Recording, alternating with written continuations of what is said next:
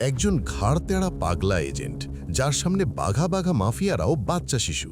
সে কোনো এক কারণে সবকিছু ছেড়ে ট্রান্সপোর্টারের কাজ শুরু করে, কিন্তু একদিন ভুল করে এই পাগলার পিছনে পড়ে যায় আন্ডারওয়ার্ল্ডের মাফিয়ারা। ভাই রে ভাই, এরপর সে এমন লেভেলের তাণ্ডব দেখায় পুরো আন্ডারওয়ার্ল্ড কাঁপতে শুরু করে। তার প্রতিটা ফাইটিং স্কিল মুভিটাকে টপ লেভেলে নিয়ে গেছে। তবে এই টাকলার সাথে কি এমন ঘটেছিল? সে কি পেরেছিল একাই পুরো আন্ডারওয়ার্ল্ডের সাথে পাঙ্গা নিতে? চলুন ঝটপট একটি লাইক দিয়ে শুরু করি আজকের গ্যাং কিলিং মিশন। মুভির শুরুতেই আমরা সমুদ্রের মাঝে একটি বিশাল জাহাজ দেখতে পাই। সেই জাহাজের ওপর মাল ভর্তি অনেকগুলো কন্টেইনার রাখা ছিল। এমন সময় কিছু ছিচকে চোর সেই জাহাজে প্রবেশ করে। এরপর তারা কন্টেইনারের ভেতরে রাখা একটি ব্যারেল খোলা মাত্রই সেখান থেকে বিষাক্ত কেমিক্যাল বেরিয়ে আসে। ফলে মুহূর্তে তার রিয়াকশনে চোরগুলো ওপরে চলে যায়। এদিকে ক্যাপ্টেন সিসি ক্যামেরায় চারদিকে কড়া নজরদারি করছিল। ঠিক তখনই তিনি খেয়াল করেন ভিতরে কন্টেইনারে কোনো ক্যাচাল হয়েছে। তাই সে গার্ডদের পাঠায় চেক করার জন্য। তবে যাওয়ার আগে ক্যাপ্টেন তাদের সতর্ক করে বলে যে অবশ্যই মাস্ক পরে নিতে। লোকগুলো মাস্ক পরে কন্টেইনারের ভেতরে ঢোকে, কিন্তু সেখানে গেলে তারা দেখে মাটিতে সেই চোরগুলোর লাশ পড়ে আছে। এটা দেখে ক্যাপ্টেন বলে, এক্ষুনি লাশগুলো সমুদ্রের ভেতরে ফেলে দাও, যাতে কেউ এই বিষয়ে জানতে না পারে। এরপর গার্ডরা সেই লাশগুলো সমুদ্রে ফেলে দেয়। এরপর আমরা ম্যালকম নামের এক লোককে দেখি। তার গাড়িটা চেকপোস্টে কিছু পুলিশ আটকে নজরদারি করছিল। গাড়ির ভেতরে তার সঙ্গে একটি মেয়েও বসেছিল। পুলিশের বিষয়টা সন্দেহ হলে তারা ম্যালকমকে তার ডকুমেন্টস ভেরিফিকেশন করতে বলে, কিন্তু ম্যালকম পুলিশকে ফাঁকি দিয়ে গাড়ি নিয়ে সেখান থেকে কেটে পড়ে। পুলিশরাও সঙ্গে সঙ্গে তার পেছনে ধাওয়া করতে থাকে। এরপর দেখানো হয় আমাদের টাকলা নায়ক জেসন স্ট্যাথামকে। এই মুভিতে তার নাম ফ্র্যাঙ্ক। সে তার বন্ধু তারকনিকে সাথে নিয়ে বোটে বসে চিল করছিল। ঠিক তখনই তারকনির কাছে ফোন আসে।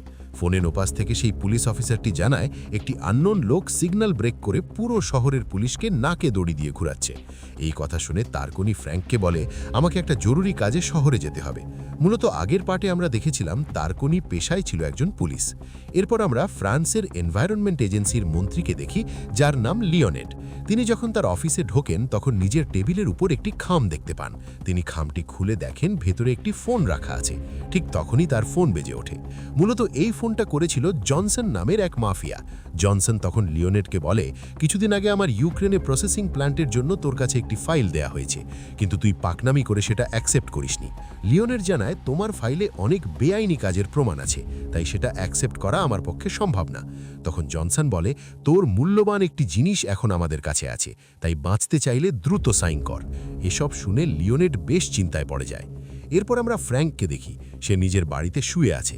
হঠাৎ একটি গাড়ির দেওয়াল ভেঙে তার ঘরের ভেতরে ঢুকে পড়ে। ফ্র্যাঙ্ক কিছুই বুঝতে পারে না। সে গাড়ির কাছে যেতেই দেখতে পায় ম্যালকমকে। সে খুব বাজেভাবে আহত ছিল। মূলত ম্যালকম ফ্র্যাঙ্কের বন্ধু, তাই ফ্র্যাঙ্ক সঙ্গে সঙ্গে অ্যাম্বুলেন্স কল করে। এরপর গল্প ফ্ল্যাশব্যাকে চলে যায়। আমরা দেখি একজন মাফিয়া ফ্র্যাঙ্কের কাছে একটি মিশনের অফার নিয়ে আসে, কিন্তু ফ্র্যাঙ্ক বলে সে এখন ছুটিতে আছে, তাই কোনো মিশনের ডিল করা সম্ভব না। তখন মাফিয়াটি বলে, তুমি জানো আমি আন্ডারওয়ার্ল্ডের বস জনসনের জন্য কাজ করি। কিন্তু এই বলদ তো জানে না এই টাকলা পুরো আন্ডারওয়ার্ল্ড পকেটে নিয়ে ঘুরে। ফ্র্যাঙ্ক তখন বলে, এসব ছোটখাটো মিশন আমি করি না, এসব কাজের জন্য ম্যালকমকে হায়ার করো। এই কথা শুনে মাফিয়াটি লেগে যায়। সে তার সমস্ত পোলাপানকে ডেকে আনে। এদিকে ফ্র্যাঙ্ক বুঝে যায় এখানে বড় সড়ো কোনো ক্যাচাল হতে চলেছে। মুহূর্তে জনসনের চেলাপেলারা সবাই মিলে ফ্র্যাঙ্কের উপর অ্যাট্যাক করে। এবার ফ্র্যাঙ্কও তার কেরামতি দেখাতে শুরু করে। কিল ঘুষি মেরে এক একজনের নাক মুখ ভেঙে থাকে। এই দেখে তারা ব্যাক সাইড থেকে অ্যাট্যাক করতে যায়, কিন্তু ফ্র্যাঙ্ক কোনোভাবে ডিফেন্স করে তাদের সাফাই করে দেয়। জনসনের চেলারা বুঝে যায় এবার ভুল লোকের সাথে পাঙ্গা নিয়েছে, কিন্তু ততক্ষণে এই পাগলা সবাইকে খেয়ে দেয়। এরপর গল্প আবার বর্তমান সময়ে ফিরে আসে। ফ্র্যাঙ্ক ম্যালকমকে বলে, চিন্তা করো না, তোমার কিচ্ছু হবে না। ঠিক তখনই অ্যাম্বুলেন্স আসে। তারা ম্যালকমকে গাড়ি থেকে বের করতে চায়, কিন্তু ম্যালকম বারবার বলে আমাকে গাড়ি থেকে বের করো না, কিন্তু তারা ম্যালকমের কথায় কান না দেয়, তাকে গাড়ি থেকে বের করে। ফ্র্যাঙ্ক তখন খেয়াল করে গাড়ির পেছনে একটি মেয়ে লুকিয়ে আছে। ফ্র্যাঙ্ক মেয়েটাকে বের করতে চাইলেও সেও কোনো একটা কারণে গাড়ি থেকে নামতে চায় না। ফ্র্যাঙ্ক বিষয়টা জানতে চাইলে মেয়েটি নিজের হাতে থাকা একটি ব্রেসলেট দেখায়। এটা দেখে ফ্র্যাঙ্ক বুঝে যায় এখানে বড় কোনো ক্যাচাল আছে। সে দৌড়ে অ্যাম্বুলেন্স থামাতে যায়। ঠিক তখনই বুম, একটি বিশাল বিস্ফোরণে ম্যালকম সেখানে মারা যায়। চোখের সামনে বন্ধুকে মরতে দেখে ফ্র্যাঙ্ক প্রচণ্ড রেগে যায়। তার বুঝতে বাকি থাকে না এই মেয়ের ভিতরে কোনো ক্যাচাল আছে, কিন্তু কিছু বুঝে ওঠার আগেই পেছন থেকে কেউ ফ্র্যাঙ্কের মাথায় আঘাত করে তাকে ডাউন করে দেয়। সিন পরিবর্তন হলে আমরা ফ্র্যাঙ্ককে একটি অজানা জায়গায় বন্দি দেখতে পাই। সে খেয়াল করে তার হাতেও একই ধরনের ব্রেসলেট পরানো আছে যেটা ম্যালকমের হাতে ছিল। এর মধ্যে জনসন তার চেলাদের নিয়ে সেখানে হাজির হয়। সে বলে, আমি তোমাকে একটা মিশন দিতে চেয়েছিলাম, কিন্তু তুমি সেটা অ্যাকসেপ্ট না করে উল্টো আমার পোলাপানকে খেয়ে দিয়েছো। তবে তোমার বন্ধু মিশন কমপ্লিট করতে না পারায় তাকে টপকে দেওয়া হয়েছে, তাই এখন বাকি মিশনটা তোমাকে করতে হবে। ফ্র্যাঙ্ক বলে, আমি বর্তমানে ট্রান্সপোর্টারের কাজ ছেড়ে দিয়েছি। জনসন তখন রেগে গিয়ে তার এক চেলাকে ফায়ার করে টপকে দেয়। এরপর জনসন ফ্র্যাঙ্কের দিকে গান পয়েন্ট করে বলে, আমি জানি এই রকম হাই প্রোফাইল কাজ করার মতো বুকের পাটা একমাত্র তোমার আছে। যদি না করো, এখানেই তোমার জীবনের লাল বাতি জ্বালিয়ে দিব। ফ্র্যাঙ্ক তখন বুঝে যায় এখানে ক্যাচাল করা যাবে না, তাই সে রাজি হয়ে যায়। তবে জনসন ফ্র্যাঙ্ককে অ্যালার্ট করে দিয়ে বলে, যদি এই গাড়ি থেকে 100 মিটার দূরে যাও তাহলে তোমার হাতে থাকা ব্রেসলেট ব্লাস্ট করে মারা যাবে। এতে করে ফ্র্যাঙ্ক বড় ধরনের একটা গ্যাড়াকলে ফেসে যায়। তবে গাড়ির ভেতর ওই মেয়েটিকে দেখে ফ্র্যাঙ্ক বলে, এই মেয়েটা নিয়ে আমি কোনো মিশন করব না।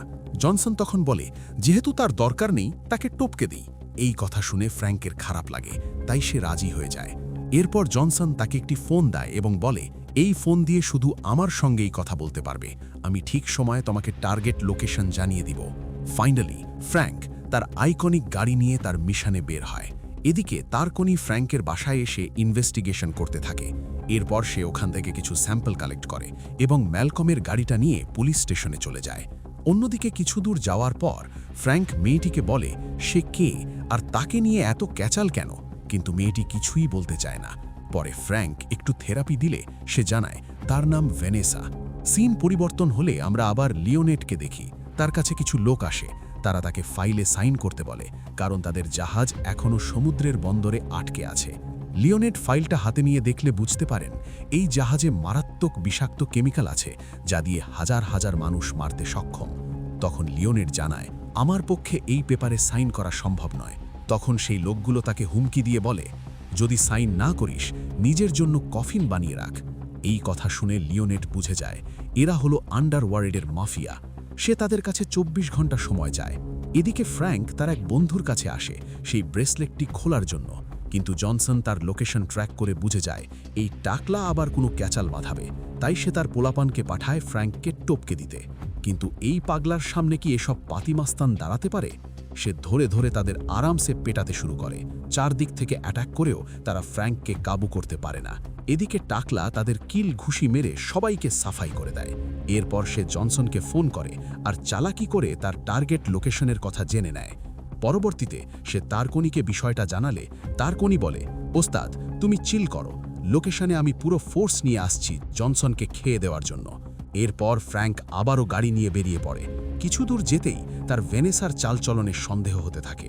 সে ভেনেসাকে থেরাপি দিলে সে সবটা খুলে বলে। আসলে সে ছিল মন্ত্রী লিওনেডের মেয়ে। জনসন নিজেই তাকে কিডন্যাপ করেছিল, কিন্তু ম্যালকন তাকে হেল্প করতে গিয়ে জনসনের ফাঁদে মারা যায়। এখন তার মেইন টার্গেট ছিল ফ্র্যাঙ্ককে ইউজ করে ভেনেসাকে পাচার করা। এসব জানার পর ফ্র্যাঙ্ক প্রচণ্ড রেগে যায়। সে তারকনিকে বিষয়টা জানালে তারকনি সোজা লিওনেডের অফিসে হাজির হয়।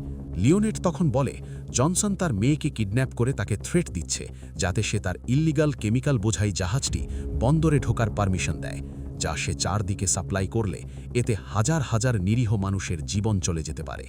এর মধ্যে জনসন লিওনেডকে কল করে। এই সুযোগে তারকনি জনসনের লোকেশন ট্র্যাক করে ফেলে।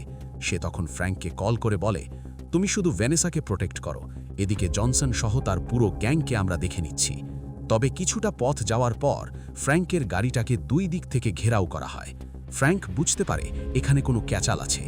একটু পর গাড়ি থেকে বেরিয়ে আসে জনসন। সে ফ্র্যাঙ্ককে বলে ভেনেসাকে তার কাছে পাঠাতে, কিন্তু ভেনেসা কোনোভাবেই যেতে চায় না। ফ্র্যাঙ্ক তখন ভেনেসাকে বলে, চিন্তা করো না, আমি খুব তাড়াতাড়ি তোমাকে রেস্কিউ করে আনব। ভেনেসা জানত এই পাগলা কোন লেভেলের ডেঞ্জারাস, তাই সে জনসনের কাছে চলে যায়। ভেনেসাকে পাওয়া মাত্র জনসন তার চেলাপেলাকে কমান্ড দেয় ফ্র্যাঙ্ককে খেয়ে দেওয়ার। অর্ডার পেয়েই সবাই এলোপাথারি ফায়ারিং শুরু করে। মুহুমুহু বুলেটে ফ্র্যাঙ্কের গাড়িও একদম ঝাঁঝরা হয়ে যায়। ফ্র্যাঙ্ক তখন নিজের গাড়ি নিয়ে ব্রিজ থেকে পানিতে ঝাঁপিয়ে পড়ে। জনসনের পোলাপান তখনও ফ্র্যাঙ্ককে টার্গেট করে ফায়ার করছিল। জনসন তখন বলে, ফ্র্যাঙ্ক নিজেই মৃত্যুকে দাওয়াত দিয়েছে, সে পানিতে ডুবে মারা যাবে। কিন্তু এদিকে ফ্র্যাঙ্ক তখনও জীবিত ছিল। সে তখন তারকনিকে ফোন করে তার লোকেশন জানিয়ে দেয়। তারকনি তখন দ্রুত তার ফোর্স নিয়ে সেখানে এসে পড়ে এবং সেখান থেকে ফ্র্যাঙ্ককে রেস্কিউ করে নেয়। এদিকে আমরা জনসনকে দেখতে পাই। সে ভ্যালেসাকে নিয়ে একটি ট্রেনে করে পালিয়ে যাচ্ছে, কারণ সে ভালো করেই জানত ফ্র্যাঙ্ক একবার খেপে গেলে তাকে সামাল দেওয়া অসম্ভব। জনসন এবার ভ্যানেসার সঙ্গে লিওনেডের কথা বলিয়ে দেয়। এরপর সে লিওনেডকে ফাইনাল হুমকি দিয়ে বলে, তোর অফিসের সামনে আমার লোক আছে, ফাইলে সাইন না করলে তোর মেয়েকে কেটে পার্সেল করে পাঠিয়ে দিব। তারা যখন কথা বলছিল, তারকনি টিম জনসনের লোকেশন ট্র্যাক করে ফেলে। তারকনি ফ্র্যাঙ্ককে লোকেশন জানিয়ে দিলে সে বেরিয়ে পড়ে জনসনকে খেয়ে দিতে। কিছুক্ষণ চেজিংয়ের পর ফ্র্যাঙ্ক সেই ট্রেনের কাছে চলে আসে। সে এবার একটি উঁচু ব্রিজ থেকে সোজা ট্রেনের উপর ল্যান্ডিং করে। জনসনের পোলাপান বুঝে যায় তাদের জমদূত চলে এসেছে। তারা ভারী ভারী সব মাল দিয়ে রেডি হতে থাকে, কিন্তু আচমকা ফ্র্যাঙ্ক ট্রেনের জানালা ভেঙে একজনকে ডাউন করে দেয়। জনসন তখন অর্ডার দেয় যেভাবেই হোক ফ্র্যাঙ্ককে টপকে দিতে, কিন্তু এই পাগলা এবার পুরোপুরি ভায়োলেন্স হয়ে যায়। সে একে একে জনসনের পোলাপানকে ফাটাফাট পেটাতে শুরু করে। এই সুযোগে ভ্যানেসা সেখান থেকে পালিয়ে ট্রেনের আলাদা বগিতে চলে যায়। বেশ কয়েকজনকে খেয়ে দেওয়ার পর এবার ফ্র্যাঙ্কের হাতে বন্দুক চলে আসে। ভাইরে ভাই, এই টাকলা টপাটপ ফায়ার করে জনসনের পোলাপানকে ডাউন করে দেয়। জনসন বুঝে যায় এসব চেলাপেলা ফ্র্যাঙ্কের চুলও ছেড়তে পারবে না। সিন পরিবর্তন হলে দেখা যায় লিওনেড জনসনের পোলাপানের সঙ্গে তালবাহানা করে ফাইলে সাইন করতে দেরি করছিল। অন্যদিকে ফ্র্যাঙ্ক সবাইকে সাফাই করে যখন জনসনকে মারতে যাবে, হঠাৎ তার হাতের ব্রেসলেট রেড অ্যালার্ট চালু হয়। মূলত ফ্র্যাঙ্ক তার গাড়ি থেকে অনেকটা দূরে চলে এসেছে। এরপর যদি সে এক পা সামনে যায়, ব্লাস্ট করে মারা যাবে। বিষয়টা বুঝতে পেরে ফ্র্যাঙ্ক পিছু হটে এবং ট্রেন থেকে বেরিয়ে আসে। জনসন যখন ভেনেসাকে হুমকি দিচ্ছিল, হঠাৎ ফ্র্যাঙ্ক তার গাড়ি নিয়ে সেখানে চলে আসে। এরপর সে সোজা জনসনের উপর অ্যাটাক করে। জনসন নিজেও একজন প্রফেশনাল ফাইটার ছিল, তাদের মধ্যে সেই লেভেলের একটা ফাইটিং হয়। কিন্তু এই টাকলা এতটাই ভায়োলেন্স হয়ে যায় যে জনসনকে মেরে নাক মুখ ভেঙে ফেলে। সে এবার চাবি নিয়ে জনসনের হাতের ব্রেসলেট খুলে নিজের হাতে লাগিয়ে নেয়। এরপর গাড়িটাকে ট্রেন থেকে বের করে ভেনেসাকে নিয়ে সেখান থেকে কেটে পড়ে। গাড়ি আর জনসনের মধ্যে ডিস্টেন্স বাড়তেই বুম, সেখানেই জনসনের চ্যাপ্টার ক্লোজ হয়ে যায়। মুভির শেষে আমরা দেখি ফ্র্যাঙ্ক, তারকনি আর ভেনেসা আবারও বোটে বসে চিল করছে, আর তখনই তারকনির কাছে কল আসে। এর মানে সামনে কোনো বড়সড় ক্যাচাল হবে। আপনারা যদি এই টাকলার পরবর্তী কিলিং মিশন দেখতে চান, কমেন্টে নেক্সট পার্ট লিখুন।